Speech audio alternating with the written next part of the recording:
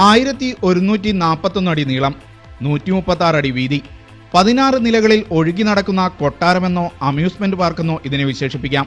സാങ്കേതിക വിദ്യയുടെ കാര്യത്തിൽ ലോകത്തെ ആദ്യ സ്മാർട്ട് കപ്പലാണിത്. അകത്ത് എന്തെല്ലാം ആഡംബര സൗകര്യങ്ങളുണ്ട് എന്ന് ചോദിക്കുന്നതിനേക്കാൾ എന്തില്ല എന്ന് ചോദിക്കുന്നതാകും സൗകര്യം.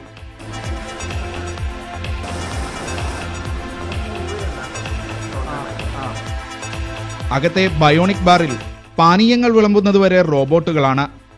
ഇത് നോർത്ത് സ്റ്റാർ.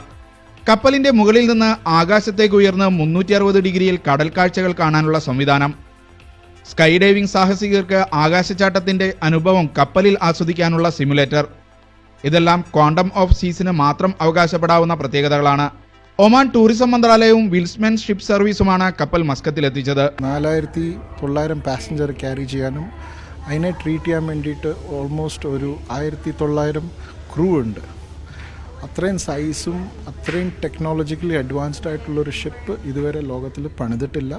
2014 ആഗസ്റ്റിൽ നീറ്റിലിറക്കിയ ഈ കപ്പലിൽ റെസ്റ്റോറൻറ്റുകൾ മാത്രം 18 എണ്ണമുണ്ട്. കളിക്കാനും കുളിക്കാനും വ്യായാമം ചെയ്യാനും നാടകം കാണാനും ഉല്ലസിക്കാനുമുള്ള സൗകര്യങ്ങൾ വേറെ.